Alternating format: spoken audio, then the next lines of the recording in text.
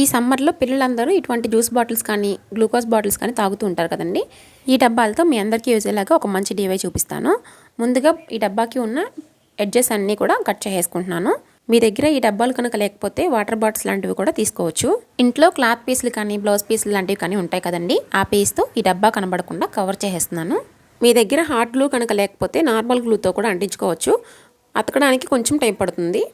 పైన కింద ఉన్న ఓపెన్స్ కూడా ఫోల్డ్ చేసి అంటించేసుకుంటున్నాను. ఈ ఎక్స్ట్రా క్లాత్ అనేది మనం కట్ చేసి లోపలికి పెట్టుకున్నట్లయితే ఫినిషింగ్ అనేది నీట్గా వస్తుంది. సో ఫైనల్గా ఈ డబ్బాని మనం వాటర్ వేసుకొని ఫ్రెష్ ఫ్లవర్స్ లాంటివి పెట్టుకోవచ్చు. లేదంటే నేను ఇక్కడ స్టోన్స్ వేసుకుంటున్నాను.